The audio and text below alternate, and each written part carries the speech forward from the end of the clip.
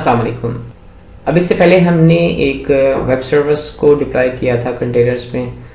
उसमें एनजीनिक्स को भी यूज़ किया था और उसमें फिर हमने डेटाबेस सर्विस भी जो ना वो डिप्लॉय की थी। अब आज की हमारी इस वीडियो का फोकस बुनियादी तौर पे लोड बैलेंसिंग की तरफ होगा। हम इस वीडियो में देखेंगे कि बुनियादी तौर पे लोड बैलेंसिंग क्या है और ये क्यों की जाती है और इसके मुख्तलिफ़ टाइप्स क्या हैं। बुनियादी तौर पे हम एनजीनिक्स को यूज़ करते हुए वेब सर्विसेज की लोड बैलेंसिंग को डेमोंस्ट्रेट भी करेंगे। फिर हम ये देखेंगे कि एनजीनिक्स में लोड बैलेंसिंग की कौन कौन से ऑप्शंस अवेलेबल हैं, हम उनको किस तरह से कॉन्फ़िगर कर सकते हैं, या फिर ये है कि अगर हम अपना कोई कस्टम जो ना लोड बैलेंसिंग का एल्गोरिथम जो ना वो डिफ़ाइन करना चाहते हैं या यूज़ करना चाहते हैं तो उसको भी हम देखेंगे। तो आगे सबसे पहले हम देखते हैं कि बुनियादी तौर पे लोड बैलेंसिंग की सर्विस क्या है, लोड बैलेंसिंग क्यों की जाती है। तो लोड बैलेंसिंग बुनियादी तौर पे एक ट्रैफिक डिस्ट्रीब्यूशन का एक प्रोसेस है जिसमें किसी एक ख़ास सर्विस की जो ट्रैफिक है उसको मल्टीपल सर्वर्स के अक्रॉस जो ना वो डिस्ट्रीब्यूट किया जाता है, या फिर किसी एक सर्विस की जो ना मल्टीपल इंस्टेंसेस जो एक ही सर्वर के ऊपर रन कर रही होती हैं उनके दरमियान जो ना वो डिस्ट्रीब्यूट किया जाता है। कि ऐसा ना हो कि अगर हमारे पास मल्टीपल सर्वर्स रन कर रहे हैं तो एक ही सर्वर जो ना वो बहुत ज़्यादा लोड जो ना वो हैंडल कर रहा हो, जबकि दूसरा सर्वर जो ना वो अनयूज्ड हो या उसके ऊपर लोड बिल्कुल ही ना हो। तो इस चीज़ को अवॉइड करने के लिए हम आमतौर पे मेक श्योर करते हैं कि जो ट्रैफिक है, इनकमिंग ट्रैफिक है, वो सर्वर्स को जो ना वो प्रोपोर्शनली या किसी मैकेनिज्म या फिर किसी एल्गोरिथम के तहत उनको डिस्ट्रीब्यूट किया जा सके। फिर इसी प्रोसेस के तहत हम जो अगर एक सर्वर के ऊपर किसी सर्विस की मल्टीपल इंस्टेंसेस रन कर रहे हैं तो उसके दरमियान भी हमें लोड बैलेंस करने की ज़रूरत पड़ती है कि हर सर्विस को सफिशेंट ट्रैफिक जो ना वो मिल सके और उसको सर्व किया जा सके। आमतौर पर लोड बैलेंसिंग की ज़रूरत इसलिए होती है कि अगर हम किसी सर्विस के लिए मल्टीपल सर्वर्स यूज़ कर रहे हैं तो ऐसा ना हो कि सारे की सारी ट्रैफिक एक ही लोड को जो ना एलोकेट हो रही हो, या एक ही सर्वर जो ना उसको हैंडल कर रहा हो, या फिर वो जो एक सर्वर है वो बहुत ज़्यादा ओवरलोडेड ना हो। तो इस चीज़ को अवॉइड करने के लिए हम लोड बैलेंसिंग का इस्तेमाल करते हैं। और इसके अलावा लोड बैलेंसिंग के इसके अलावा भी कुछ पर्पसेस हो सकते हैं। For example improving the reliability, या फिर परफॉर्मेंस को इम्प्रूव करना हो, या फिर स्केलेबिलिटी के लिए भी हम लोड बैलेंसिंग यूज़ करते हैं।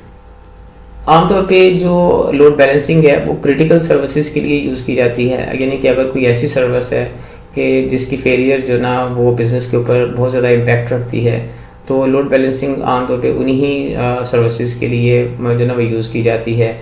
और ऐसी सर्विसेज के लिए आमतौर पे मल्टीपल सर्वर्स जो ना वो यूज़ किए जाते हैं, या फिर उनकी मल्टीपल इंस्टेंसेस जो ना वो क्रिएट की जाती हैं। ऐसा भी हो सकता है कि हम कुछ सर्टेन ट्रैफिक जो जिसकी कुछ ख़ास करैक्टरिस्टिक्स हों, मसलन उसका ओरिजिन की बेस के ऊपर या फिर किसी और बेस के ऊपर हम किसी एक सर्वर जो हाई अवेलेबिलिटी वाला सर्वर हो उस पर एलोकेट कर दें, या फिर यह है कि जो पब्लिक ट्रैफिक है उसको किसी दूसरे सर्वर के ऊपर एलोकेट कर दें। ये भी कुछ इस तरह के पर्पसेस भी जो ना हम लोड बैलेंसिंग के ज़रिए से अचीव कर सकते हैं। तो अगर हम ओवरऑल देखें तो बुनियादी तौर पे जो लोड बैलेंसिंग के जो डिफरेंट पर्पसेस हैं वो उनको बेसिकली 3 कैटेगरीज़ में जो ना वो डिवाइड किया जा सकता है। नंबर 1 तो हमने पहले भी बात की कि ट्रैफिक डिस्ट्रीब्यूशन के लिए यूज़ किया जाता है। दूसरा एक कि रिलायबिलिटी के लिए जो ना लोड बैलेंसर को जो ना वो यूज़ किया जा सकता है, और फिर स्केलेबिलिटी को इम्प्रूव करने के लिए। स्केलेबिलिटी का मतलब है कि एक ऐसी सर्विस है जिसके यूज़र्स जो ना वो बहुत ज़्यादा हैं और एक सर्टेन मशीन जो है उसकी कुछ लिमिटेशंस हैं कि वो एक मशीन जो है वो सारे यूज़र्स को हैंडल नहीं कर सकती। तो हमें फिर आमतौर पे ज़रूरत होती है कि हम मल्टीपल सर्वर्स यूज़ करें, तो उसके लिए हमें फिर जो ना वो ट्रैफिक को भी डिस्ट्रीब्यूट करना पड़ता है। तो आमतौर पे जो कॉमन बेनिफिट्स जो लोड बैलेंसिंग के होते हैं वो हाई अवेलेबिलिटी है, स्केलेबिलिटी है, और परफॉर्मेंस की इम्प्रूवमेंट है, और फॉल्ट टॉलरेंस है। अब ये कि डिफरेंट किस्म के जो ना वो लोड बैलेंसर्स जो ना वो अवेलेबल होते हैं जिनको आप यूज़ कर सकते हैं। कुछ लोड बैलेंसर्स हार्डवेयर बेस्ड होते हैं, यानी कि एसिक्स बेस्ड होते हैं जिनकी परफॉर्मेंस जो ना वो काफ़ी बेहतर होती है, और कुछ सॉफ्टवेयर बेस्ड होते हैं जैसे कि एनजिनिक्स है, ये एक सॉफ्टवेयर बेस्ड जो ना वो लोड बैलेंसर है और आमतौर पे HTTPS सर्विस, HTTP या फिर HTTPS सर्विस या इस तरह की दूसरी सर्विसेज के लिए यूज़ की जाती हैं जो वेब सर्विसेज से रिलेटेड होती हैं। इसके अलावा एक और टाइप जिसको हम डिफ़ाइन कर सकते हैं वो बुनियादी तौर पे क्लाउड बेस्ड जो ना वो लोड बैलेंसर्स हैं। क्लाउड बेस्ड लोड बैलेंसर्स भी हमारे डिफरेंट सर्वर्स के अक्रॉस जो ना वो ट्रैफिक को डिस्ट्रीब्यूट कर सकते हैं और सर्टेन ऑब्जेक्टिव्स को मीट कर सकते हैं। आमतौर पे लोड बैलेंसर्स मुख्तलिफ़ किस्म के जो ना वो एल्गोरिदम्स यूज़ करते हैं। जो कि कॉमनली यूज़ एल्गोरिदम्स हैं उनको यहाँ पे स्क्रीन पे दिखाया गया है। एक तो राउंड रॉबिन है, लीस्ट कनेक्टेड है, या फिर लीस्ट लोडेड एक एल्गोरिदम है, फिर IP हैशिंग का जो ना वो एक एल्गोरिदम है, और वेटेड राउंड रॉबिन भी हो सकती है। यानी कि ये एक राउंड रॉबिन का ही जो ना फ्लेवर है जिसमें वेट्स भी ना असाइन किए जाते हैं। इसके अलावा आप कस्टम जो ना वो एल्गोरिदम भी डिफ़ाइन कर सकते हैं जिसमें आप आर्टिफिशियल इंटेलिजेंस को इस्तेमाल करते हुए ज़्यादा एफिशिएंट लोड बैलेंसिंग कर सकते हैं। राउंड रॉबिन में अगर हम देखें तो राउंड रॉबिन जो ना वो बुनियादी तौर पे डिफ़ॉल्ट एल्गोरिदम है एनजिनिक्स में लोड बैलेंसिंग के लिए। इसमें ये होता है कि जैसे ही पहली रिक्वेस्ट आती है तो पहले सर्वर को एलोकेट कर दी जाती है, फिर जब दूसरी रिक्वेस्ट आती है तो दूसरे सर्वर को एलोकेट कर दी जाती है, जब तीसरी आती है तो फिर तीसरे सर्वर को एलोकेट कर दी जाती है। जब हमारे सारे सर्वर्स को जो ना एक एक रिक्वेस्ट मिल जाती है तो हम फिर दोबारा से जो ना वो सर्वर 1 से स्टार्ट करते हैं और इसी तरह से फिर हम जो ना वो ट्रैफिक को एलोकेट करते जाते हैं, यानी कि ट्रैफिक डिस्ट्रीब्यूट करते जाते हैं। अब राउंड रॉबिन में इशू ये है कि बुनियादी तौर पे ऐसी ट्रैफिक्स जिनमें सेशंस होते हैं और सेशंस की इंफॉर्मेशन होती है, क्योंकि अगर कोई एक यूज़र सर्वर 1 के साथ कनेक्टेड है और उसका सेशन जो ना उस वहाँ पे क्रिएट किया गया है, अगर उसकी ट्रैफिक को दूसरा सर्वर हैंडल करेगा तो उसमें फिर सर्वर्स के कुछ इश्यूज़ हो सकते हैं, सेशंस के कुछ इश्यूज़ हो सकते हैं।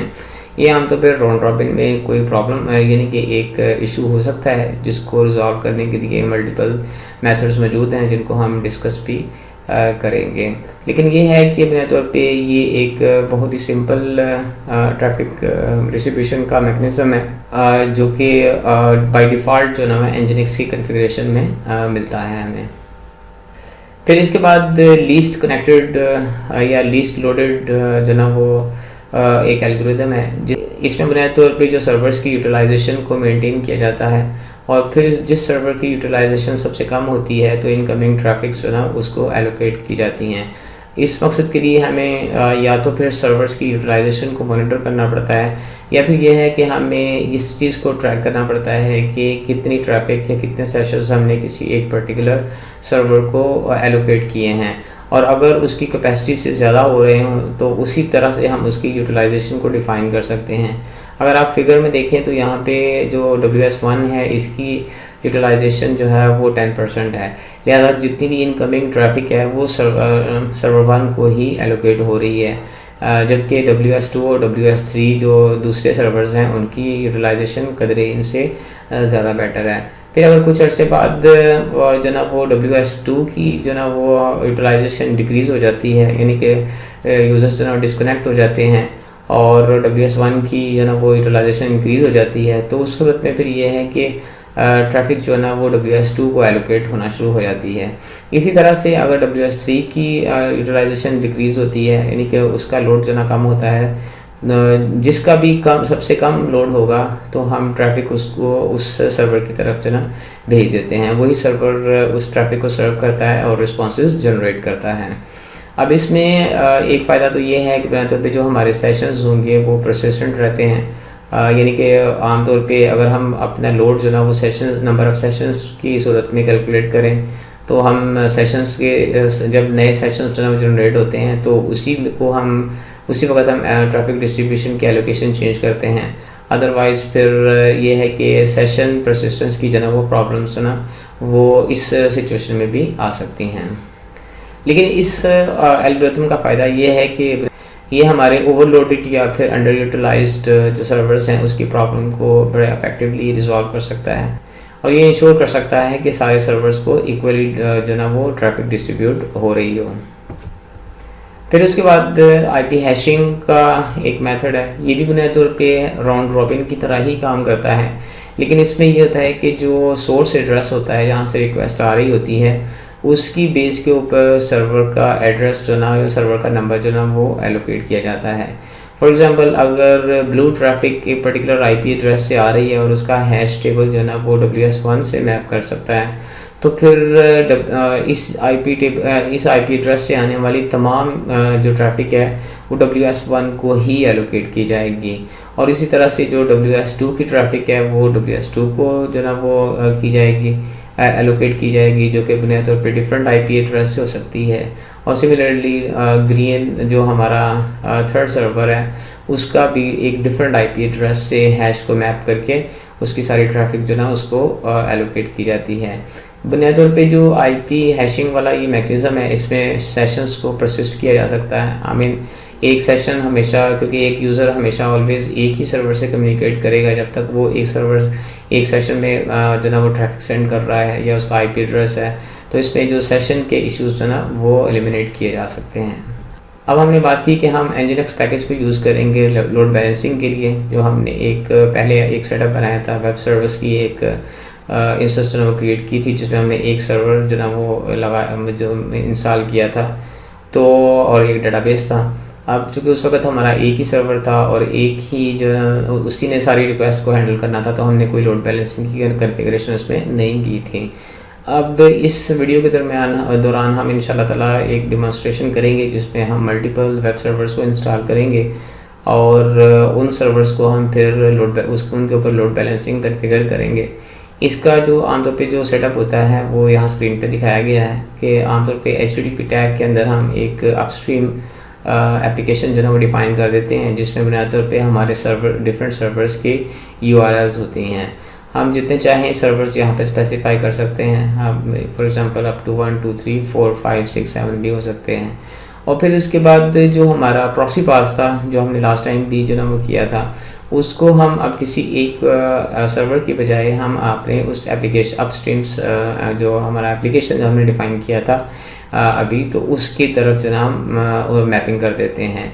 यहाँ पे अगर देखें तो लोकेशन पे हमने जो हमारे रूट के ऊपर आने वाली तमाम ट्रैफिक को हमने माई ऐप जो हमारा अपस्ट्रीम एप्लीकेशन है उसकी तरफ मैप कर दिया है। तो जब माई ऐप की तरफ ट्रैफिक आएगी तो लोड बैलेंसिंग का मैकेनिज़्म जो ना वो ऑटोमेटिकली जो ना वो एक्टिव काम करना शुरू कर देगा और ट्रैफिक जो ना बाय डिफ़ॉल्ट जो ना वो राउंड रॉबिन फैशन के तहत जो ना वो इन सर्वर्स को एलोकेट कर देगा। अब ये है कि अगर हमने लीस्ट कनेक्टेड की कॉन्फ़िगरेशन करनी हो तो बुनियादी तौर पे इसकी जो ना वो कॉन्फ़िगरेशन बहुत आसान है। आप सिंपली जो अपने डिफरेंट सर्वर्स की लिस्ट है उससे पहले लीस्ट कनेक्ट का जो ना वो कीवर्ड यूज़ कर दें, तो इससे जो ना वो Nginx सर्वर जो ना इस चीज़ को अंडरस्टैंड करेगा कि मुझे लीस्ट जो लोडेड सर्वर है उसको सबसे पहले ट्रैफिक सेंड करनी है। इसी तरह से जो सेशन परसिस्टेंस में भी ऐसे ही है, हमने सिर्फ IP हैश का कीवर्ड स्पेसिफाई करना होता है और उसको फिर हमने सर्वर्स की URL स्पेसिफाई कर देनी होती हैं। लास्टली जो वेटेड लोड बैलेंसिंग होती है, जिसमें ये भी राउंड रॉबिन फैशन के तहत ही होती है, लेकिन यह है कि हम बुनियादी तौर पे हर सर्वर को एक वेट भी असाइन कर देते हैं। यानी कि जो सर्वर का कीवर्ड हम यूज़ कर रहे थे उसमें सर्वर की URL के बाद उसका वेट भी असाइन कर देते हैं।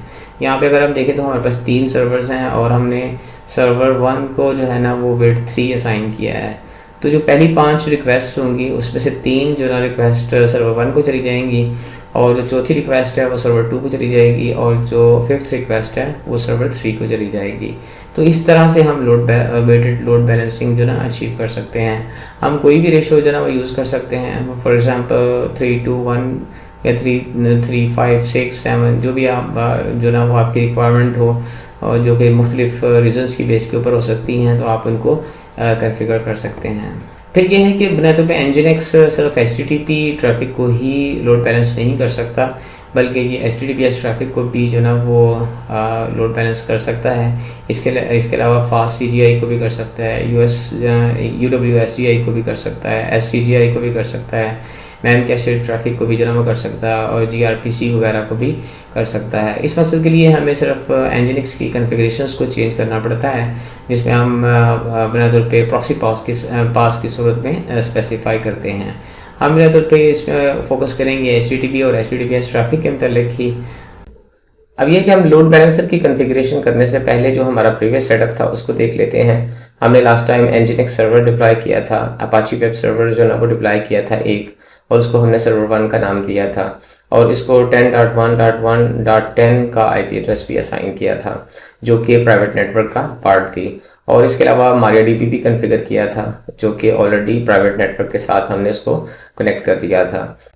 तो आज के हम डिमॉन्स्ट्रेशन में सबसे पहले तो 3 नए वेब सर्वर्स जो ना वो ऐड करेंगे, जिसमें वेब सर्वर 2, वेब सर्वर 3 और वेब सर्वर 4 होगा, और इनको हम प्राइवेट नेटवर्क के साथ कनेक्ट कर देंगे और उनको IP एड्रेसेस भी असाइन कर देंगे। हमारा जो सर्वर 2 होगा वो 10.1.11 होगा और ये IP एड्रेस हम उनको असाइन करेंगे, और जो वेब सर्वर 3 है उसको 1.12 असाइन कर देंगे, और जो वेब सर्वर 4 होगा उसको 1.13 जो है ना वो IP एड्रेस असाइन कर देंगे। ये IP एड्रेसेस बुनियादी तौर पे प्राइवेट नेटवर्क के साथ ही बिलोंग करते हैं, लिहाजा हमें कोई नया नेटवर्क जो है ना वो डिफाइन नहीं करना पड़ेगा। तो अब ये कि लोड बैलेंसर की कॉन्फ़िगरेशन के लिए हमें जो स्टेप्स जो रिक्वायर्ड होंगे वो बेसिकली बहुत ही सिंपल हैं। सबसे पहली बात तो ये है कि हमें सबसे पहले जो हमारा एक जो डिफ़ॉल्ट वेबसाइट थी उसको हमने इस तरह से कॉन्फ़िगर करना है कि जब हम उसकी डिफ़ॉल्ट साइट के ऊपर जो ना वो कोई रिक्वेस्ट सेंड करते हैं तो हमें वो उसका IP एड्रेस जो ना वो रिटर्न करें। ये आमतौर पे ज़रूरी स्टेप है क्योंकि हमने इसको टेस्ट भी करना है। जबकि आम प्रॉक्सी की कॉन्फ़िगरेशंस में जब हम बीच में प्रॉक्सी को इन्वॉल्व कर लेते हैं तो इंटरनल जो नेटवर्क का इंफ्रास्ट्रक्चर होता है या IP एड्रेसेस होते हैं वो आमतौर पे हाइड हो जाते हैं। तो इस मकसद के लिए हम फिर अपने जो डिफ़ॉल्ट वेबसाइट थी उसमें एक PHP स्क्रिप्ट ऐड करेंगे जो कि बुनियादी तौर पे IP एड्रेस जो सर्वर का होगा उसी को रिटर्न करेगा। फिर हम IP एड्रेसेस असाइन करेंगे। ये सारी कॉन्फ़िगरेशंस हम बेसिकली अपने सर्विस डिप्लॉयमेंट यानी कि डॉकर कंपोजर की फ़ाइल में करेंगे, और इनके लिए हमें किसी नए इमेज को क्रिएट करने की ज़रूरत नहीं होगी। तो इसके बाद फिर हम nginx की कॉन्फ़िगरेशन भी जो ना वो चेंज करेंगे। nginx की कॉन्फ़िगरेशन बेसिक बुनियादी तौर पे इमेज लेवल पे करेंगे, क्योंकि इसमें हमें डायरेक्टली फ़िलहाल जो ना वो इनिशियल जो कॉन्फ़िगरेशन होगी वो हम इमेज के ज़रिए से करेंगे, और लेटर ऑन जो टेस्टिंग पर्पज़ के लिए हम डिफरेंट लोड बैलेंसर्स को जब चेक करेंगे तो उसकी फिर हम डायरेक्टली कंटेनर में लॉगिन करके SSH के ज़रिए से उसकी कॉन्फ़िगरेशन को चेंज कर लेंगे। तो आइए अब हम अपनी सर्विस डिप्लॉयमेंट फ़ाइल को जो ना वो देख लेते हैं कि हम उसमें क्या चेंजेस जो ना वो कर रहे हैं और किस तरह से हम इन नए सर्वर्स को इम्प्लीमेंट करेंगे। तो इस मकसद के लिए मैं अपने रूट डायरेक्टरी पे जाता हूँ जहाँ पे हमने डिफरेंट फाइल्स जो ना वो क्रिएट की थी। ये हमारी जो ना वो वेब सर्वर की इमेज की फाइल्स थी। यहाँ पे अगर हम देखें तो हमने जो index.php एक फ़ाइल जो ना वो क्रिएट की है, जिसके कंटेंट्स जो ना वो मैं आपको दिखा देता हूँ कि बुनियादी तौर पे हमने कुछ भी इसमें ऐड नहीं किया। ये PHP की फ़ाइल है और इसमें हमने सिर्फ एक स्टेटमेंट दी है कि जब हम इस पेज को एक्सेस करेंगे तो हमें जो एक सर्वर का वेरिएबल है सर्वर एड्रेस ये हमें रिटर्न कर देगा। सो दैट्स ऑल, यानी कि ये हमें रिक्वायर्ड है ताकि हम जो ना वो वेरीफाई कर सकें कि हमें किस वेब सर्वर से रिस्पांस मिला है। अब इस फाइल को मैं ओपन भी कर लेता हूँ अपने टेक्स्ट एडिटर में ताकि ज़्यादा क्लैरिटी के साथ आप इसको देख सकें। इसके बाद ये है कि इसके अलावा हमें और कोई कॉन्फ़िगरेशन जो ना वो चेंज नहीं करनी है।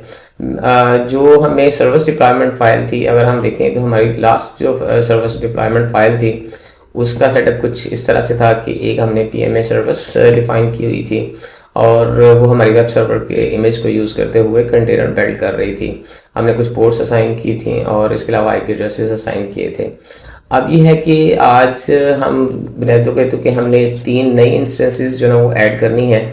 तो मैं जो हमारी जो सर्विस लेवल के जो टैग के लेवल के ऊपर हम एक और 3 सर्विसेज और ऐड कर देते हैं इसमें, जो कि हमारे नए वेब सर्वर्स के लिए होंगी।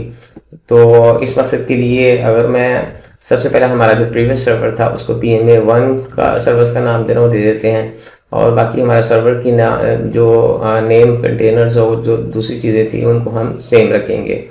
इसके बाद ये है कि हम एक और सर्विस यहाँ पे क्रिएट करते हैं PMA2 के नाम से, और PMA3 भी ऐड कर देते हैं, और फिर उसके बाद PM में 4 भी ऐड कर देते हैं। अब ये बुनियादी तौर पे इसका मतलब है कि हम ये नए कंटेनर्स जो ना वो बेसिकली क्रिएट कर रहे हैं।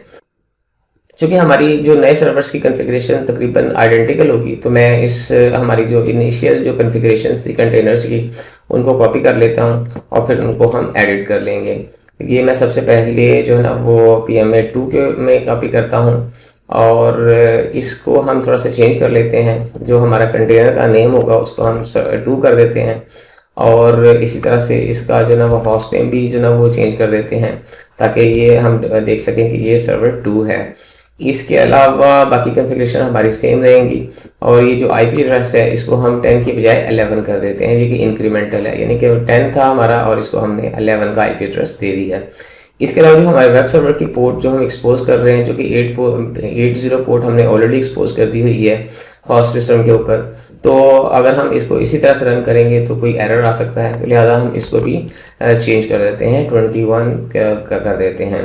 और जो हमारी SSH के लिए जो पोर्ट हमने होस्ट के ऊपर एक्सपोज की थी उसको हम बुनियादी तौर पे 2 कर देते हैं। इस तरह से हमारी ये 2222 पोर्ट जो है ना वो इसमें एक्सेस कर सकते हैं। बल्कि हम इसको इस तरह से भी कर सकते हैं कि हमारी जो प्रीवियस पोर्ट थी उसको हम 2022 कर देते हैं और इसको हम 2122 कर देते हैं, ताकि हमारा जो ना वो सर्वर्स के नेम्स के साथ थोड़ा सा बैलेंस रहे। इसके बाद सिमिलरली जो ना वो जो थर्ड सर्वर है उसकी कॉन्फ़िगरेशन को भी हम जो ना वो यहाँ पे कॉपी कर देते हैं और इसके नेम्स वगैरह भी जो ना चेंज कर देते हैं, ताकि हमें जो ना वो इनको आइडेंटिफाई करने में आसानी रहे। और साथ ही जो हमने पहले 11 IP एड्रेस असाइन किया था, तो इसको हम 12 कर देते हैं। और ये जो पोर्ट है इसको हम बुनियादी तौर पे पहले हमने 81 के साथ किया है, तो इसको हम पोर्ट 82 के साथ कर लेते हैं। और इसी तरह से इसको भी जो ना वो अगर हम यहाँ पे देखें तो यहाँ पे 201 थी, यहाँ पे 2122 है और यहाँ पे 222 कर देते हैं। तो इस तरह से हमारी जो ना ये सेटिंग्स जो है वो मुकम्मल हो जाएंगी कंटेनर 3 के लिए, जो कि सर्वर जो वेब सर्वर की सर्वर को डिप्लॉय करेगा। और फिर यही कॉन्फ़िगरेशन हम जो हमारा PMA4 सर्वर है उसको भी हम चेंज कर देते हैं। तो let me do this one. 4 IP address जो ना वो हम इसको 13 असाइन कर देते हैं, ताकि हमारा 13, 12, 11 और 10 IP एड्रेसेस वगैरह ये आ जाएंगे। पोर्ट्स में ये है कि हम इसको पोर्ट 83 कर देते हैं जो हमारी होस्ट की है, और इसके अलावा इसको 23 कर देते हैं। सॉरी, इसको तो हम 22 ही रखेंगे, इसको हम जो बुनियादी तौर पे 22 कर देते हैं, 23 कर देते हैं और इसको भी हम पोर्ट 83 कर देते हैं, यानी कि इसकी जो पोर्ट 80 है वो होस्ट की पोर्ट 83 के साथ मैप कर दी जाएगी। अब ये तो हमारे जो ना वो इससे नए वेब सर्वर्स जो ना वो क्रिएट हो जाएंगे और दे विल स्टार्ट वर्किंग। हम इसको इस तरह से भी कर सकते हैं। आप देखें यहाँ पे IP एड्रेस जो ना वो 13 है और जबकि ये सर्वर 4 है, तो हम इसको थोड़ा सा सिंप्लीफाई करने के लिए ऐसा कर देते हैं कि इसको 14 IP एड्रेस असाइन कर देते हैं और इस तरह से इसको पोर्ट भी जो ना वो 84 कर देते हैं, ताकि हमें पोर्ट्स को रिमेंबर करने में भी आसानी हो। यही सेटअप जो ना वो हम यहाँ पे भी कर देते हैं। ये बुनियादी तौर पे चूँकि 3 है तो हम इसको 3 रखेंगे और इसको भी हम 2322 कर देते हैं। अब ये IP एड्रेस को भी हम चेंज कर देते हैं, इसको हम 13 असाइन कर देते हैं और इसी तरह से जो सर्वर 2 है उसको हम 12 असाइन कर देते हैं IP एड्रेस और इसकी पोर्ट जो है ना वो 82 कर देते हैं और इसी तरह से इसको 2222 कर देते हैं। और सिमिलरली जो हमारी लास्ट है, जो फर्स्ट हमारा है, उसको हम 10 की बजाय 11 कर देते हैं IP एड्रेस असाइन और पोर्ट जो है ना वो 81 कर देते हैं और इसी तरह से इसको भी 2122 कर देते हैं। इससे ये कि हमें आसानी होगी, इसके अलावा और उसमें कोई ऐसा इशू नहीं है कि बना तो आप कोई भी एड्रेसेस या कोई भी पोर्ट्स जो है ना वो एक्सपोज कर सकते हैं। बाकी हमारी कॉन्फ़िगरेशन जो है वो सेम रहेगी, जैसे कि आप यहाँ पे देख सकते हैं। कुछ डिपेंडेंसीज हमने डिफ़ाइन की थी यहाँ पे जो, क्योंकि Nginx सर्वर जो ना वो हमारी वेब सर्विसेज के ऊपर डिपेंड कर रहा था, तो इस मकसद के लिए हमने PMA1, PMA2, PMA3 और सर्विसेज को जो ना Nginx की डिपेंडेंसी में डाल दिया है, ताकि जब तक ये सर्विसेज रन नहीं होती उस वक्त तक Nginx का कोई हमें यूज़ या फ़ायदा नहीं होगा। तो इस तरह से हमारी ये सर्विस डिप्लॉयमेंट के साथ जो ना वो ये कॉन्फ़िगरेशन जो ना वो कंप्लीट हो गई। हमने तीन नए सर्वर्स जो ना वो ऐड कर दिए हैं। इसके बाद ये है कि हमने चूँकि Nginx का लोड बैलेंसर भी जो ना वो डिप्लॉय करना है, उसकी कॉन्फ़िगरेशन भी हमें करनी पड़ेगी। तो इस मकसद के लिए मैं अपनी Nginx के जो ना वो रूट फोल्डर में जाता हूँ। यहाँ पे देखें तो हमारे पास जो Nginx की एग्जिस्टिंग कॉन्फ़िगरेशन थी वो कुछ इस तरह से है। हमने पहले वर्कर प्रोसेसेस जो है डिफाइन किए हुए हैं, जो कि आमतौर पे डिफ़ॉल्ट होते हैं Nginx की कॉन्फ़िगरेशन में। इसके अलावा HTTP के टैग के अंदर हमने कुछ इंस्ट्रक्शंस जो है ऐड की थी कि जिसमें डिफ़ॉल्ट टाइप थी, सेंड फाइल थी, कीप लाइव टाइम था, और इसके अलावा जो प्रॉक्सी पास था उसको हमने कॉन्फ़िगर किया था। यहाँ पे अब यह है कि लोड बैलेंसर की कॉन्फ़िगरेशन ऐड करने के लिए हमें कुछ चेंजेस करनी पड़ेंगी। वो चेंजेस ये होंगी, सबसे पहले तो हम एक अपस्ट्रीम जो ना वो एप्लीकेशन यहाँ पे डिफाइन कर देते हैं। उसका नाम जो है वो हम ऐसा कर सर्विस 1 कर देते हैं, फॉर एग्जांपल वेब सर्विस कर देते हैं, या इसको हम माई वेब सर्विस कर देते हैं। तो लोड बैलेंसर की कॉन्फ़िगरेशन ऐड करने के लिए सबसे पहले हमें जो चीज़ रिक्वायर्ड होगी वो अपस्ट्रीम एप्लीकेशन डिफाइन करना पड़ेगा। इसको हम SNA वेब ऐप का नाम दे देते हैं, और इसके अलावा इसके जो फर्दर कॉन्फ़िगरेशंस होंगी वो हम जो डिफ़ॉल्ट लोड बैलेंसर की कॉन्फ़िगरेशन है वो ही यहाँ पे स्पेसिफाई करेंगे। यानी कि उसमें यह है कि हमने यानी कि सिंपल अपने जो हमारे सर्वर्स जो रन कर रहे हैं उनकी IP एड्रेसेस वगैरह यहाँ पे हम लिस्ट कर देंगे, ताकि हम उनको ताकि जो Nginx है वो अपने जो रिक्वेस्ट को या ट्रैफिक को डिस्ट्रीब्यूट कर सके। इस मकसद के लिए जो सर्वर का एक कीवर्ड जो ना वो यूज़ किया जाता है, और उसके बाद उस सर्वर के बाद आपने स्पेसिफाई करना होता है कि कौन सा IP एड्रेसेस, कौन से आपके सर्वर के IP एड्रेसेस हैं। तो वो हमें पता है कि हमारे पास 10.1.11 था एक, और इसकी पोर्ट 80 थी, और इसके अलावा जो है ना वो मैं इसको कॉपी कर लेता हूँ ताकि हम इसको जस्ट रेप्लिकेट करते जाएं, हमें ज़्यादा टाइप ना करना पड़े। तो ये मैंने 4 सर्वर्स, क्योंकि हमारे पास 4 सर्वर्स हैं तो हमने 4 सर्वर्स को यहाँ पे स्पेसिफाई कर दिया है। तो दूसरा हमारा जो सर्वर था उसका 1.12 IP एड्रेस था, थर्ड का 13 था, और फोर्थ का 14 था। ये हमने जो ना वो स्पेसिफाई करने के बाद हम अपनी इस कॉन्फ़िगरेशन को जो ना वो चेंज कर लेते हैं, सेव कर लेते हैं, और that's all for this purpose. अब ये है कि इस इन हाउस को सर्वर्स को ऐड करने के बाद हमने जो प्रॉक्सी पास की जो हमारी URL थी उसको हम चेंज कर देंगे, क्योंकि एग्जिस्टिंगली एक सर्वर था तो वो एक सर्वर के ऊपर डायरेक्टली उसको सेंड कर रहा था, रिक्वेस्ट जो ना फॉरवर्ड कर रहा था। इस मकसद लोड बैलेंसर की कॉन्फ़िगरेशन के लिए जो कि हमने अपस्ट्रीम एप्लीकेशन डिफाइन किया है, तो हम जो हमारा जो ये URL थी प्रॉक्सी पास की उसको चेंज कर देते हैं, और उसको हम रिप्लेस कर देते हैं SNA वेब ऐप के साथ जो हमने अभी जो ना वो कॉन्फ़िगर की है।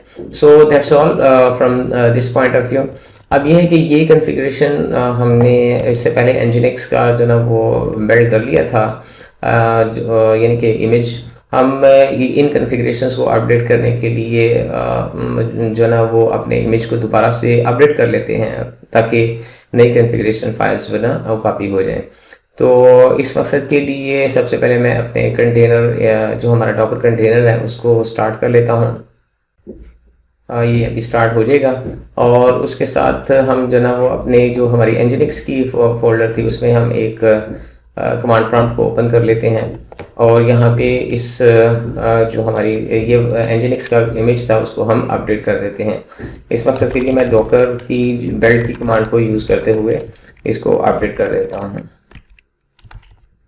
SNA Nginx, और ये हमारा टैग है और रिपोजिटरी का नेम है।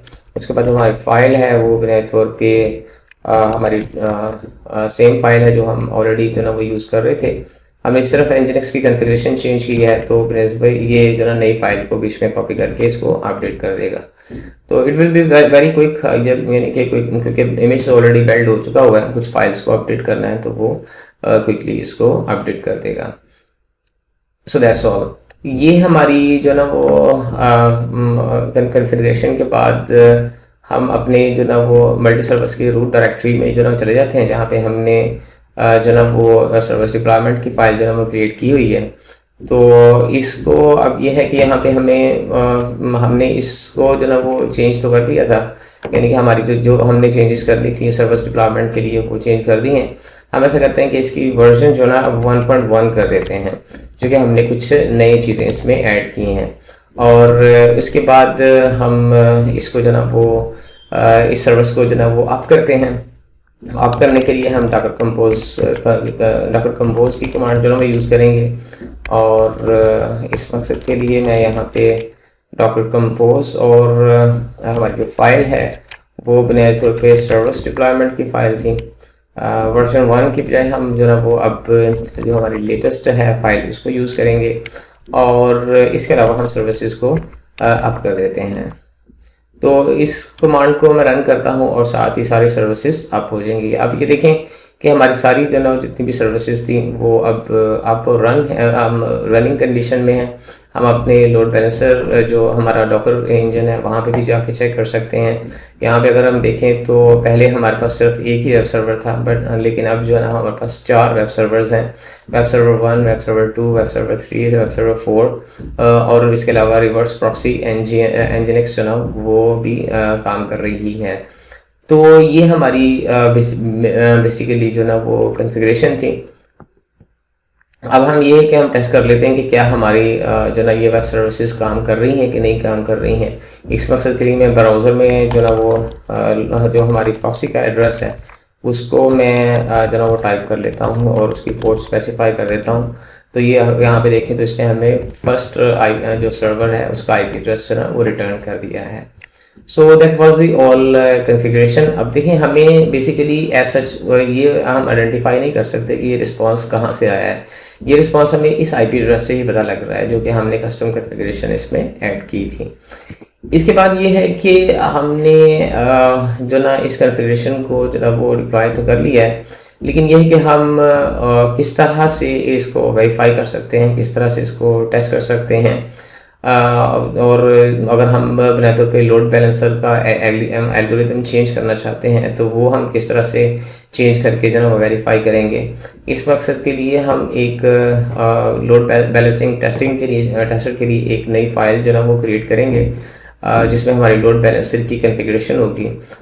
फॉर एग्जाम्पल जो ना वो यानी कि बुनियादी तौर पे एक पाइथन का स्क्रिप्ट जो ना वो, तो इसको टेस्ट करने के लिए हम एक पाइथन का जो है वो स्क्रिप्ट राइट कर लेते हैं और उसका नाम जो है वो हम testing.py कर देते हैं। ये इम्पोर्टेंट है कि आप इसको py की जो ना वो एक्सटेंशन दें ताकि ये पाइथन के साथ एसोसिएट हो सके, और इसको हम अपने टेक्स्ट एडिटर में ओपन कर लेते हैं।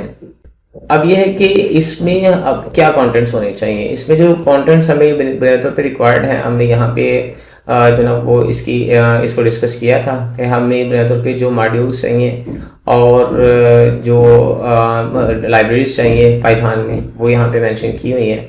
मैं इन्हीं को फॉलो करते हुए इस पाइथन के जो स्क्रिप्ट है इसको हम राइट कर लेते हैं और फिर उसको हम जो ना वो टेस्ट भी कर लेंगे इसको एग्जीक्यूट करके।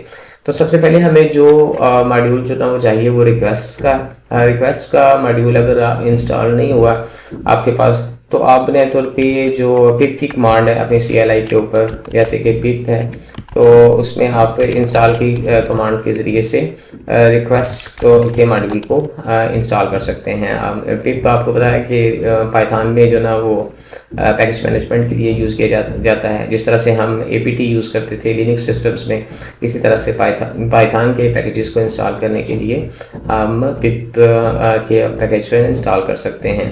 लेकिन ये अपनी कमांड लाइन के ऊपर जो ना इंस्ट्रक्शन देनी है। यहाँ पे हमने सिर्फ इसको जस्ट मेंशन किया है कि हम आप किस तरह से इंस्टॉल कर सकते हैं। और जब ये पैकेज, इसी तरह से दूसरी जो टूल बेल्ट है उसकी लाइब्रेरी को भी आप इंस्टॉल कर सकते हैं। सोर्स जो ना ये उसी का पार्ट है।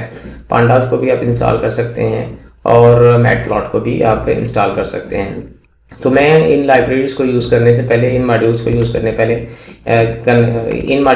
करने इनको इंपोर्ट कर लेता हूँ। यहाँ पे सबसे पहले तो हमें रिक्वेस्ट को जो ना वो इंपोर्ट करते हैं और उसके बाद हमारी जो टूल बेल्ट है उसको भी हम कर लेते हैं। बुनियादी तौर पे जो टूल बेल्ट है इसमें मुख्तलिफ़ किस्म के सब मॉड्यूल्स जो ना वो पाए जाते हैं। हम इसको इस मकसद के लिए रिक्वेस्ट का जो हमारा ये टूल बेल्ट का जो पैकेज है इसमें से हम सिर्फ सोर्स को जो ना वो इंपोर्ट करते हैं और यहाँ पे डॉट अडॉप्टर्स में जो ना वो बेसिकली होता है अडॉप्टर्स, और इसको हम इसमें से सिर्फ सोर्स को जो ना वो हम इंपोर्ट कर लेते हैं। सोर्स बेसिकली इस लाइब्रेरी के अंदर चूँकि मल्टीपल पैकेजेस हैं और हमें जो ना वो ये पैकेज ये मॉड्यूल ही चाहिए सोर्स का, तो इसको हम यहाँ पे इंपोर्ट कर लेते हैं। फिर इसके अलावा हमें पांडास चाहिए। पांडास बुनियादी तौर पे it is a data management या उसको मैनिपुलेशन की एक जो ना वो मॉड्यूल है जिसकी अपनी कुछ कमांड्स हैं और कुछ अपने रूटीन्स हैं जिसके ज़रिए से हम उसको यूज़ कर सकते हैं। आई होप कि आपने पहले पाइथन या पांडास वगैरह के मॉड्यूल को पहले से कहीं देखा होगा या उसको पढ़ा होगा या उसका आपको नॉलेज होगा। अगर नहीं है तो आप पांडास की जो ना कोई वीडियो देख सकते हैं या फिर उसका ट्यूटोरियल को फॉलो कर सकते हैं। इसी तरह से मैं इसको पहले इंपोर्ट कर लेता हूँ पांडास को इंपोर्ट पांडास, इसको हम एज पीडी कर लेते हैं। और इसी तरह से जो हमारा मैटप्लॉट का है पैकेज उसको भी हम इंपोर्ट कर लेते हैं। इंपोर्ट मैटप्लॉट .py इसमें से हम एक पर्टिकुलर मॉड्यूल जो ना वो इंपोर्ट कर रहे हैं और इसको हम एज ए plt या फिर अपने प्लॉट के नाम से जो ना वो कर सकते हैं। अब ये तो वो मॉड्यूल से जो हमें रिक्वायर्ड है, यानी कि हमारे जो मुख्तलिफ यानी कि जो हम फर्दर स्क्रिप्ट लिखेंगे अपने टेस्टिंग के लिए वो यहाँ पे जो ना वो इन मॉड्यूल्स को यूज़ करेंगे।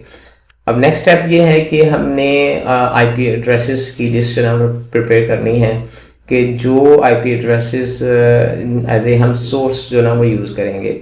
यानी कि हम एक रिक्वेस्ट सेंड करेंगे, लेकिन अगर हम बाय डिफ़ॉल्ट रिक्वेस्ट सेंड करेंगे तो हमारे जो होस्ट एड्रेस का जो आईपी एड्रेस होगा वो एज ए सोर्स एड्रेस जो ना वो वेब सर्वर या प्रॉक्सी सर्वर जो ना कंसिडर करेगा। लेकिन यह है कि हमें लोड बैलेंसर की कॉन्फ़िगरेशन चेक करने के लिए ज़रूरी है कि हम अपने सोर्स आईपी एड्रेस को चेंज कर सकें। हम रिक्वेस्ट जो ना वो सेंड करें तो उसमें एक ही हमारे होस्ट का आईपी एड्रेस ना हो, बल्कि हम मुख्तलिफ़ किस्म के आईपी एड्रेसेस उसमें स्पेसिफाई कर सकें। इस मकसद के लिए हम जो ना वो लूपबैक का इंटरफेस जो ना वो अवेलेबल होता है जिसका आईपी एड्रेस जो ना वो 127.0.0.1 से लेके अप टू 256 आप उसको यूज़ कर सकते हैं। तो इन आईपी एड्रेसेस को हम जो ना वो as a source IP address define करेंगे।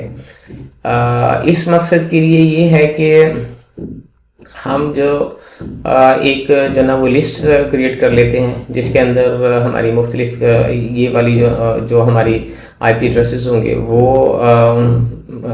इस मकसद के लिए हम आईपी एड्रेसेस की एक लिस्ट जो ना वो क्रिएट कर लेते हैं और फिर उसको हम अपने नेक्स्ट स्क्रिप्ट में यूज़ करेंगे। इस मकसद के लिए ऐसा करते हैं, SIP के नाम से हम एक लिस्ट जो ना वो डिफ़ाइन कर लेते हैं और इसको बिल्ड करने का जो ना वो तरीकाकार ये होगा कि हम इसको बेसिकली क्योंकि हम 100 आईपी एड्रेसेस को हमने क्रिएट करना है और जो कि by default it should be इस तरह से होना चाहिए कि हम क्योंकि हमें स्ट्रिंग चाहिए तो मैं यहाँ पे एग्जांपल के तौर पे लिख देता हूँ कि हमारी जो ना वो रिक्वायरमेंट क्या है।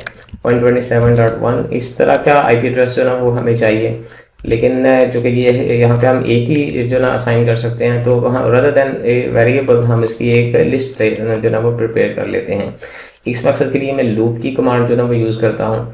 लूप की कमांड फॉर लूप को यूज़ कर लेते हैं। जस्ट अ मोमेंट, इसको हम थोड़ा सा यहाँ पे ले आते हैं ताकि इसकी विजिबिलिटी जो ना वो क्लियर हो सके। तो फॉर हम एक कोई भी नंबर जो ना वो ले लेते हैं, तो हमने सिर्फ एक ही को जो ना वो चेंज करना है। फॉर एन इन रेंज 100, आपने ये यानी कि मल्टीपल टाइम्स एग्जीक्यूट करने के लिए ये जो ना वो कमांड आपने पढ़ी होगी। तो इसका मतलब ये है कि ये 100 टाइम्स जो ना वो ये लूप जो ना वो रन होगा। अब ये है कि हम जो आईपी एड्रेस जो ना वो असाइन करना चाह रहे हैं, वो इस तरह से होगा। पहले हम आईपी एड्रेसेस की एसआईपी की जो ना वो एक लिस्ट जो ना वो क्रिएट कर लेते हैं। उसके बाद जो हमारा आईपी एड्रेस है, इसमें जो करंट आईपी एड्रेस होगा वो हम इस तरह से क्रिएट करते हैं कि हमारे पास एक अरे क्रिएट कर लेते हैं हम। ये बुनियादी तौर पे इस तरह से होगी कि जस्ट अ मोमेंट, इसमें हम जो हमारे आईपी एड्रेसेस के डिफरेंट पार्ट्स हैं वो स्पेसिफाई कर देते हैं, और इसके अलावा जो हमारा n का वेरिएबल है उसको भी हम यहाँ पे असाइन कर देते हैं। यानी कि होगा ये कि जो बुनियादी तौर पे जो इनिशियल पार्ट्स होंगे हमारे आईपी एड्रेस के, वो जो ना वो एज इट इज़ रहेंगे। Let me again this one, यहाँ पे 127 डॉट होना चाहिए, because all the IP address digits needs to be separated by dot. तो ये हमने क्रिएट की है। उसके बाद हम इसको जो हमारा एसआईपी होगा उसको हम जो ना वो बिल्ड इस तरह से करेंगे कि ये जो हमारे आईपी एड्रेस है, आईपी ए इसको हम क्या देते हैं, हम इसको अपेंड कर देते हैं, ज्वाइन कर देते हैं बेसिकली, ताकि हमें जो ना बुनियादी तौर पे जो रिक्वायर्ड आईपी एड्रेस है वो असाइन किया जाए, जो हम रिक्वायर्ड आईपी एड्रेस को अटेन कर सकें। अब अगर आप इसको डायरेक्टली अपेंड करने की कोशिश करेंगे इसके अंदर, तो मोस्ट प्रोबेबली स्ट्रिंग्स की मैनिपुलेशन में कुछ इश्यूज जो ना वो हो सकते हैं। तो ज़्यादा बेटर है कि आप ज्वाइन का जो ना वो कीवर्ड, ज्वाइन की जो कमांड है उसको यूज़ करते हुए इस आईपी एड्रेस को जो ना वो आप जो ना वो डिफाइन कर लें, ज्वाइन बिल्ड कर लें। अब ये है कि जो हमारा ये जो n इंटीजर वेरिएबल है ये 0 से स्टार्ट होगा, लेकिन हमें आईपी एड्रेसेस जो ना वो 1 से स्टार्ट जो ना वो करने हैं, यानी कि 0 जो ना वो चूँकि नेटवर्क एड्रेस होगा तो इसलिए हम इसको उसमें +1 कर देते हैं। तो इस कमांड का हमारे पास आउटपुट जो ना वो इसी तरह से होगा जैसे हमने यहाँ पे ये एग्जांपल जो ना वो दी है। हमें इस तरह की एक स्ट्रिंग जो ना वो मिल जाएगी जिसको हम अपने पर्पस के लिए यूज़ कर सकेंगे। अब इसके बाद ये है कि आईपी एड्रेस को बिल्ड करने के बाद हमने जो हमारा अडॉप्टर है, जहाँ से हमने, क्योंकि हम हमेशा जो सोर्स एड्रेस वही यूज़ कर सकते हैं जो सिस्टम के अंदर मौजूद हो। तो आईपी एड्रेस असाइन करने बिल्ड करने के बाद, तो आईपी एड्रेस बिल्ड करने के बाद हम एक अडॉप्टर जो वो क्रिएट करते हैं, नेटवर्क अडॉप्टर, जो कि हम सोर्स की जो हमारी ये जो पैकेज था उसको यूज़ करते हुए हम उसको क्रिएट कर सकते हैं। और इस मकसद के लिए हमें जो ना इसकी जो कमांड है अडॉप्टर को क्रिएट करने के लिए, वो सोर्स एड्रेस अडॉप्टर है। यहाँ पे इसको जो ना वो मैंने राइट कर दिया है। तो इसको यूज़ करते हुए हम अपने इसका आईपी एड्रेस यूज़ कर सकते हैं। अब ये होगा कि जब भी इंस्टेंस रन करेगी तो आईपी एड्रेस जो ना according to the n variable के साथ हमें जो ना वो असाइन हो जाएगा। अब ये है कि हमने इस अडॉप्टर के ऊपर एक सेशन जो ना वो बाइंड करना है, उसको बिल्ड करना है। इस मकसद के लिए जो हमारा जो प्रोसीजर होता है वो इस तरह से होता है कि हम रिक्वेस्ट जो ना वो इस मॉड्यूल को यूज़ करते हुए उसमें सेशन का जो ना वो वेरिएबल यूज़ करते हैं। एज ए सेशन ही हम इसको जो ना वो डिफाइन कर देते हैं। और अब ये कि सेशन क्रिएट करने के बाद हम इसको माउंट भी कर देते हैं। इसके लिए हमारे पास माउंट का जो ना वो एक ऑप्शन अवेलेबल होता है, जिसमें आपने सबसे पहले जो ना वो अपना जो ना स्पेसिफाई करना होता है कि किस पॉइंट के ऊपर आपने इसको माउंट करना है। हम HTTP के ऊपर ही जो ना वो इसको माउंट करेंगे। और जो अडाप्टर जो ना यूज़ किया जाएगा वो हमारा वो है जो अडाप्टर हमने प्रीवियस इंस्टेंस में क्रिएट किया है। अब से ये सेशन माउंट हो गया है तो उसके बाद हम अपनी एक रिक्वेस्ट सेंड करते हैं जो कि हमारे सेशन से ही हम जो है ओरिजिनेट करेंगे। और गेट की जो गेट आपकी जो टाइप है, आपको पता है HTTP में गेट भी होता है और पोस्ट भी होता है। तो हम गेट को यूज़ करते हुए अपने जो हमारा प्रॉक्सी सर्वर है उसको हम रिक्वेस्ट जो है ना वो सेंड करते हैं, जो कि लोकल होस्ट और इसकी पोर्ट हमने जो एक्सपोज की थी वो 8080 होगा। तो इसके ऊपर जो ना वो एक जो ना वो रिक्वेस्ट जो ना वो सेंड करेगा और इसका जो बुनियादी तौर पे रिस्पॉन्स होगा वो हम इस तरह से ले सकते हैं कि हमें सिर्फ बुनियादी तौर पे जो ना वो टेक्स्ट वैल्यू ही चाहिए। तो वो टेक्स्ट जो है ना वो हम इस कमांड के ज़रिए से अपने रिस्पॉन्ड में ऐड कर सकते हैं। अब ये है कि ये जो है हमारे पास रिस्पॉन्स तो आ रहा है, इसमें टेक्स्ट में बुनियादी तौर पे IP एड्रेस होगा, या ये मैं यहाँ पे एनोटेट कर देता हूँ, IP address of the serving server. अब ये है कि इस डाटा को हमने चूँकि ये लूप में रन कर रहा होगा, हम किसी इसको लिस्ट में जो ना वो सेव कर लेते हैं। इस मकसद के लिए मैं ऐसा करता हूँ कि एक हमारा जो डाटा नाम का एक जो ना वो लिस्ट जो ना वो राइट कर लेता हूँ, यानी कि इनिशियलाइज कर लेता हूँ यहाँ पे। और फिर ये है कि जो हमारा इसके अंदर हम एक एलिमेंट ऐड कर देते हैं जो कि हमारे जो इंडेक्स जो ना, क्योंकि ये एक किस्म की अरे है ये डाटा की, तो इसमें हमने जितने भी 1100 टाइम्स जब ये रिक्वेस्ट रन करेंगे तो ये इस जो अरे में जो ना इस डाटा को कॉपी करता जाएगा, यानी कि ये एक लिस्ट में कॉपी करता जाएगा। तो इस मकसद के लिए जो हमें इंडेक्स होगा वो हम चाहते हैं कि हमारा जो n वेरिएबल है उसमें हम a1+1 कर लें, ताकि आप जनाब ये उसी कोरस्पॉन्डिंग इंडेक्स के ऊपर जनाब वो सेव हो, तो उसका रिस्पांस उसमें हम एज ए वैल्यू सेव कर देते हैं। तो दैट्स ऑल, यानी कि बुनियादी तौर पे इस तरह से जब ये बिल्ड हो जाएगा, यानी कि जब ये लूप 100 टाइम्स रन करेगा तो हमारे पास बुनियादी तौर पे एक लिस्ट अवेलेबल होगी एट द एंड, जिसमें ये इन सारी चीज़ों का रिस्पांस जो ना वो मौजूद, सारी रिक्वेस्ट का रिस्पांस जो ना वो मौजूद होगा। अब ये है कि ये तो हमारा पार्ट हो गया कि हम इसको जो ना वो देख सकते हैं। अगर आप इसको टेस्ट करना चाहते हैं कि क्या ये वर्किंग है कि नहीं वर्किंग है, आप यहीं पे जो ना वो एक प्रिंट की कमांड यूज़ करें और उसमें जो आपका let's not do for 1 by 1, but लेकिन हम इस लूप को रन करने के बाद जो ना इसको प्रिंट करवा देते हैं कि हमारे पास ये प्रिंट का डाटा बुनियादी तौर पे क्या होगा। तो मैं अपने इस फोल्डर में जाके इस पाइथन के स्क्रिप्ट को एग्जीक्यूट करता हूँ। हम इसको एग्जीक्यूट करेंगे तो यहाँ पे देखें कि ये जितने भी IP एड्रेसेस हैं जो हमने असाइन किए थे वो यहाँ पे शो कर देगा। इंडेक्स 1 के ऊपर हमारे पास 10.1.11 है, फिर 12 है, फिर 13 है, और इस तरह से जो हम जितनी भी हमने रिक्वेस्ट सेंड की हैं वो बुनियादी तौर पे यहाँ पे डिस्प्ले हो जाएंगी।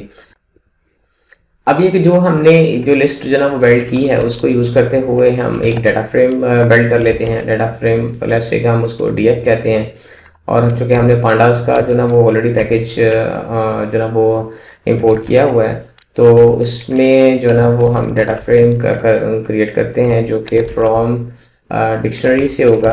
हमने जो ऑलरेडी जो ना वो क्रिएट की है उस डिक्शनरी का जो ना वो यहाँ पे उसको टाइप कर देते हैं, और इसके बाद हम इसकी एक और दे देते हैं, यानी कि इसकी ओरिएंटेशन हम जो ना इंडेक्स के तौर पे दे देते हैं।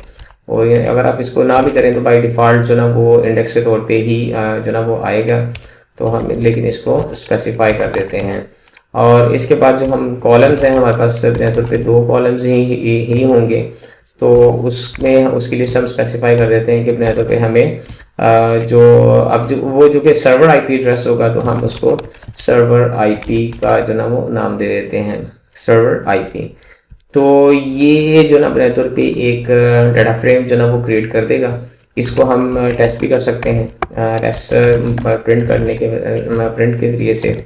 अगर आप देखें तो let me go back to my command prompt. यहाँ पे अगर मैं दोबारा से इसको एग्जीक्यूट करता हूँ तो अब ये हमें अरे नहीं मिलेगी, बल्कि बुनियादी तौर पे एक डाटा फ्रेम की तरह से जो ना वो हमें सारे सर्वर आईपी एड्रेसेस जो ना वो मिल जाएंगे। अब ये कि ये डाटा फ्रेम क्रिएट करने के बाद, चूँकि ये तो सारे के सारे सिंपल रिकॉर्ड्स होंगे, तो हम जो ना वो इसको कुछ इसके ऊपर प्रोसेसिंग करते हैं और इनको ग्रुप कर लेते हैं। जो सेम आईपी एड्रेसेस हैं वो ग्रुप हो जाएं और कितने आईपी एड्रेसेस हैं उनको हम काउंट कर लेंगे। इस मकसद के लिए मैं GDF के नाम से एक नया जो ना वो डाटा फ्रेम क्रिएट कर लेता हूँ, जो कि इस तरह से होगा हमारा डाटा फ्रेम। और इसके अंदर हम जो ना वो ऐसा करते हैं कि जो हमारा DF था इसको हम ग्रुप बाई जो ना वो ग्रुप बाई का एक कंस्ट्रक्ट अवेलेबल होता है डाटा फ्रेम्स के अंदर, उसको यूज़ करते हुए हम इसको स्पेसिफाई कर देते हैं कि किन पैरामीटर्स के ऊपर उसने इसको जो ना वो करना है, ग्रुप करना है। तो हमारे पास एक ही जो ना वो कॉलम मौजूद था जो कि सर्वर आईपी एड्रेस था। इसके ज़रिए से हम इसको कर लेते हैं, ग्रुप कर लेते हैं। और इसके अलावा जो हमारा ये जो कॉलम होगा उसको भी हम ऐड कर लेते हैं और हमें सिंपल बेसिकली इसका काउंट चाहिए। तो ये कमांड ने तो पे क्या करेगी कि जितने भी हमारे आईपी एड्रेसेस हैं, यानी कि जो सर्वर्स के आईपी एड्रेसेस हैं, उनको काउंट करके इस कॉलम के अंदर ऐड कर देगी। अगर हम इस वक्त इसको प्रिंट करें तो इसका स्टेटस भी आप इसको देख सकते हैं। GDF को प्रिंट कर लेते हैं हम यहाँ पे कमांड प्रॉम्प्ट पे जाके दोनों में डिफरेंस भी हमें पता लग जाएगा कि दो कमांड्स में किस तरह से वो कर रहा था। तो यहाँ पे अगर हम देखें तो ये हमें जो ना अपने तौर पे आईपी एड्रेसेस और फिर नंबर ऑफ रिक्वेस्ट का काउंट का जो ना वो दे रहा है। सो दैट वाज ऑल, यानी कि हमने इसको जो ना वो कर लिया है अपने तौर पे आईपी एड्रेसेस को और उनके अकाउंट्स को जो ना वो प्रिपेयर कर लिया है। अब सिंपल ये है कि हम इसको जो ना वो अपने इस डाटा को यूज़ करते हुए, मैटप्लॉट लाइब्रेरी को यूज़ करते हुए हम इसको जो ना वो ड्रॉ कर लेते हैं, यानी कि इसका प्लॉट जो ना वो क्रिएट कर लेते हैं। अब अगर हम देखें तो यहाँ पे हमारे जो कॉलम्स के नेम है वो दोनों में सर्वर आईपी आ रहा है। तो हम इसको इस तरह से करते हैं कि इसको कॉलम को चेंज कर लेते हैं। इस मकसद के लिए जो ना वो हम कमांड यूज़ कर लेते हैं GDF.rename की कमांड की, और उसमें कॉलम्स हम स्पेसिफाई कर देते हैं। हमारे कुछ इस तरह से होंगे कॉलम्स, हम यहाँ पे स्पेसिफाई कर देते हैं। और यहाँ पे हमारे पास सर्वर आईपी एड्रेस ये वाला कॉलम जो ना वो आ रहा था, इसको हम ये बुनियादी तौर पे हमारा वो था काउंट का था, तो इसको हम चेंज कर देते हैं बुनियादी तौर पे लेट्स से कि number of requests, served request हम कह देते हैं, सर्व्ड रिक्वेस्ट्स ओके।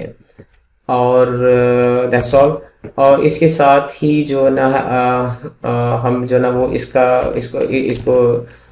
इंडेक्स भी जो ना वो रीसेट कर देते हैं, रीसेट इंडेक्स। और फिर हम इसको प्रिंट करके देख लेते हैं कि इसका न्यू आउटलुक क्या होगा। यहाँ पे हम जाते हैं और इसको मैं प्रिंट करता हूँ ताकि हम इसको वेरीफाई कर सकें कि किस तरह का हमें सेटअप जो ना वो मिलेगा। तो लेट्स जस्ट प्रोसेसिंग इट। तो इसमें देखें कि हमारा server IP address, okay, I think we forget to mention in place, हमने इसको ऐड करना था कि ये बुनियादी तौर पे इसी डाटा सेट को, इसी को जो ना वो चेंज कर दे, इन प्लेस जो ना वो चेंज कर दे। तो इसके बाद हम इसको एग्जीक्यूट करते हैं टेस्ट करने के लिए कि हमारा आउटपुट जो ना वो किस तरह से होगा। यहाँ पे अगर हम देखें तो हमारे पास सर्व रिक्वेस्ट जो ना वो आ गई हैं, तो इसको हम अब अपने ड्रॉ के पर्पज़ के लिए यूज़ कर सकते हैं। इसके बाद हम इस डाटा को जो ना वो प्लॉट कर लेते हैं। हमने प्लॉट के तौर पे मैटप्लॉट को जो ना वो इंपोर्ट किया हुआ है। अगर आप यहाँ पे देखें तो इस प्लॉट को यूज़ करते हुए एक इसमें ऑप्शन बार चार्ट का होता है, उसमें हम इसको डिस्प्ले जो ना वो कर लेते हैं। इसके एक्स और वाई की वैल्यू स्पेसिफाई कर देते हैं। एक्स की वैल्यू जो ना वो GDF कर देते हैं हम, सॉरी जैसे हम GDF और इसको हम इंडेक्स कर देते हैं और इसके बाद जो है वो हम जो ना y की वैल्यू जो ना वो होगी हमारे पास GDF डॉट सर्व रिक्वेस्ट होंगी। इसके बाद जो हमारी बार्स हैं उनका जो ना वो हम विड्थ भी स्पेसिफाई कर देते हैं। वो हम 0.5 रख लेते हैं, 0.5 रख लेते हैं और जो कलर है वो भी हम स्पेसिफाई कर देते हैं कि कलर शुड बी जैसे ब्लू, हम ब्लू कलर्स इसको असाइन कर देते हैं। इसके अलावा हम इसके जो ना कुछ पैरामीटर्स भी जो ना वो असाइन कर सकते हैं। For example the RC parameters के ज़रिए से तो PLT डॉट RC पैरामीटर्स 10/6 ये जो ना फिगर साइज हो जाएगा। इसके बाद हम इस प्लॉट को जो ना वो शो करते हैं ताकि हम इसको देख सकें। तो लेट्स रन दिस स्क्रिप्ट। हम इसको दोबारा से रन करते हैं कि हमें ग्राफ डिस्प्ले होता है कि नहीं होता है। तो इससे GDF is not defined. Okay, so we have here some issue. GDF मैं यहाँ पे दोबारा से इसको एग्जीक्यूट करता हूँ। ओके, सो अगर आप यहाँ पे देखें तो जो हमने यानी कि वो रिक्वेस्ट सेंड की थी वो इक्वली जो ना वो डिस्ट्रीब्यूट हुई हैं। चूँकि हमने डिफ़ॉल्ट कॉन्फ़िगरेशन की थी तो डिफ़ॉल्ट कॉन्फ़िगरेशन में आमतौर पे इसी तरह से होता है कि जो इनकमिंग रिक्वेस्ट्स हैं वो इक्वली डिस्ट्रीब्यूट हो जाती हैं। तो यहाँ पे भी आप देखें तो जितने भी हमारे 4 सर्वर्स थे उसको बिना तौर पे उसने 25 रिक्वेस्ट ना वो एलोकेट कर दी हैं। अब ये है कि इसके अलावा राउंड रॉबिन की कॉन्फ़िगरेशन के साथ ही एक ऑप्शन होता है कि जिसमें आप अपने तौर पे जो ना वो वेट्स भी जो ना वो असाइन कर सकते हैं। तो वेट्स हमने जो कि राउंड रॉबिन को चेक किया है तो इसके साथ ही हम जो ना वो वेटेड कॉन्फ़िगरेशन को भी चेक कर लेते हैं। इस मकसद के लिए मैं अपने इसमें जाता हूँ अपने जो SSH क्लाइंट के अंदर और Nginx को हम कनेक्ट कर लेते हैं। Nginx को कनेक्ट करने के बाद में इसकी जो ना फाइल जो ना हम व्यू करते हैं कि जो हमने Nginx की कॉन्फ़िगरेशन जो ना वो राइट की थी, ये आपको इसकी लोकेशन जो ना वो Nginx के अंदर इट्सी के अंदर है, वो फाइल के अंदर मौजूद है nginx.config के अंदर। यहाँ पे अगर हम देखें तो जो चीज़ें हमने अपनी वहाँ पे इनिशियली स्पेसिफाई की थी यहाँ पे मौजूद हैं। अब ये जो हमारा SNA सर्वर अब यहाँ पे हमने स्पेसिफाई किया हुआ है यहाँ पे देखें तो अगर हमने किसी किस्म का कोई वेट्स वगैरह असाइन नहीं किए हुए तो मैं यहाँ पे कुछ वेट अभी असाइन कर देता हूँ WEIGHT। इसको हम कर देते हैं 3 और जो दूसरा हमारा WEIGHT। ओके, और इसी तरह से वेट इज इक्वल टू 5 और जो हमारा लास्ट है WEIGHT इसको हम जैसे कि 4 असाइन कर देते हैं, यानी कि 4 रिक्वेस्ट जो है वो उसको मिलें। और जो लास्ट है हमारा उसको हम भी कुछ असाइन कर देते हैं कि उसको एक ही रिक्वेस्ट जो है वो पर रिक्वेस्ट। अब ये है कि जो अगर हम देखें 8 एंड 12 13 जो पहली 13 रिक्वेस्ट होंगी वो इस तरह से एलोकेट होंगी और उसके बाद फिर इसी चीज़ को जो है वो फॉलो किया जाएगा। अब इस कॉन्फ़िगरेशन को मैं सेव कर लेता हूँ। Sorry just a moment. इस कॉन्फ़िगरेशन को हम सेव कर लेते हैं और हमारी जो Nginx की जो कॉन्फ़िगरेशन है सर्विस है उसको हम दोबारा से रीस्टार्ट कर लेते हैं। Nginx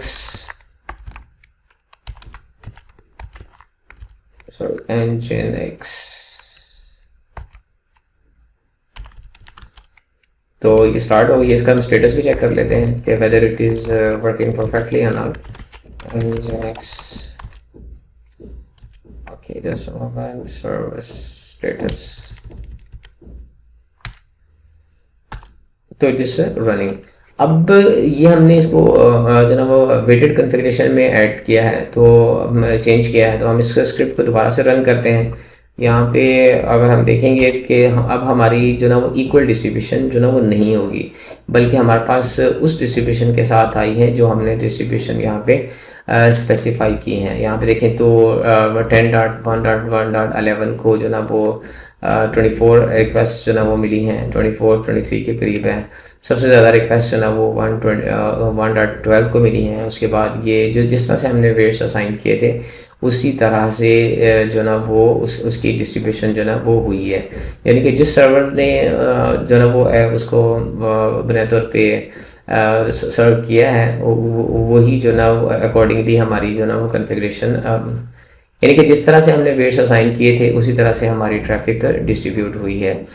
इसके अलावा आप दूसरी कॉन्फ़िगरेशंस को भी टेस्ट कर सकते हैं। आप टेस्ट करने के बाद ज़रूर बताइएगा कि किस तरह से आपके रिजल्ट्स मिले, आपको क्या इश्यूज़ आए। इस सिलसिले में ये है कि जो हमारी जो टेस्टिंग का जो मेथड था वो हमने सिंपल रखा है, क्योंकि हम पाइथन को यूज़ कर रहे हैं। आप कुछ थोड़ी सी एडवांस लेवल की जो ना वो फर्दर इसमें टेस्टिंग भी कर सकते हैं, या आपके प्रोजेक्ट की रिक्वायरमेंट्स जो ना वो हो सकती हैं।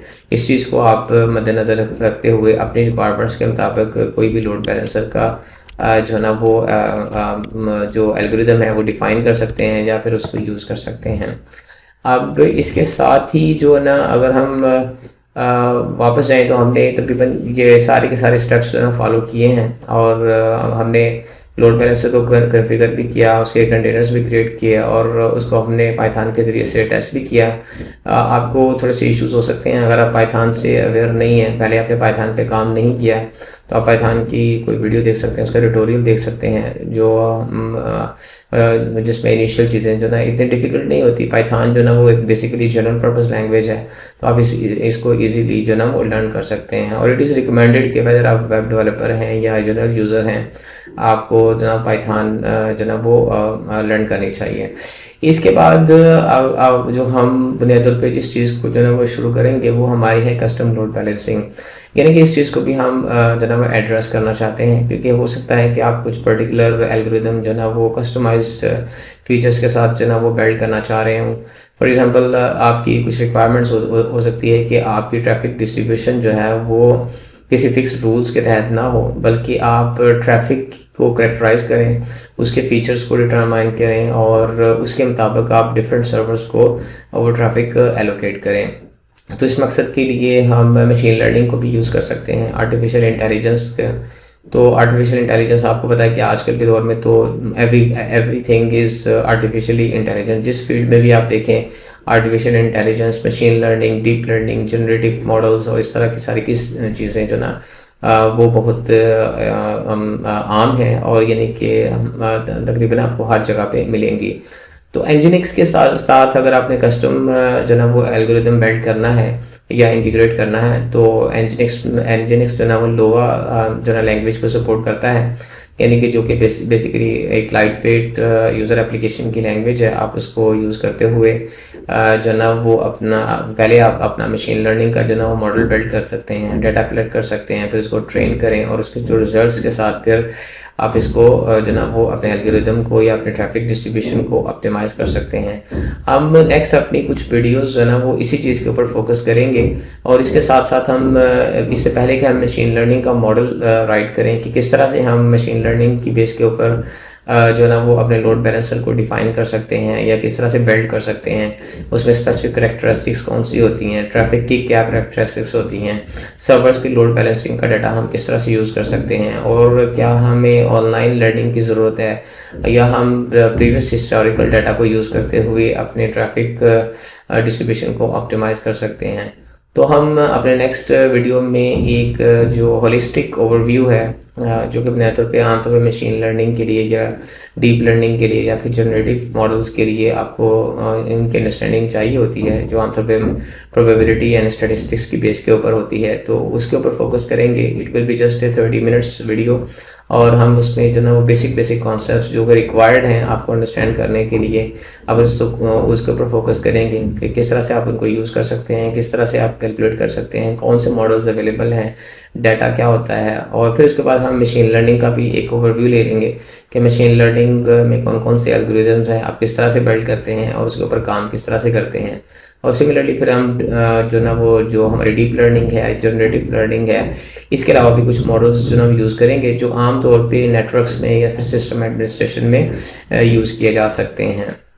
तो आई होप कि ये वीडियो जो ना वो इंटरेस्टिंग थी आपके लिए। आप इसको आप अगर आप डजंट मैटर कि अगर आप स्टूडेंट हैं, आपने टेस्टिंग पर्पज़ के लिए यूज़ करनी थी या लर्निंग पर्पज़ के लिए यूज़ करनी थी, हमने इसमें कोशिश की है कि काफ़ी सारी इन्फॉर्मेशन जो ना उसको बेसिक लेवल तक रखें ताकि सब लोग इसको अंडरस्टैंड कर सकें और उसी के बेस के ऊपर फिर आप अपना फर्दर काम जो ना वो एक्सटेंड कर सकते हैं। Thank you very much. अगर आपके कोई क्वेश्चंस हैं इससे रिलेटेड तो आप ज़रूर मुझे ईमेल के ज़रिए से कांटेक्ट कर सकते हैं या फिर कमेंट सेक्शन में आप अपना कमेंट लीव कर दें। Thank you. अस्सलाम वालेकुम।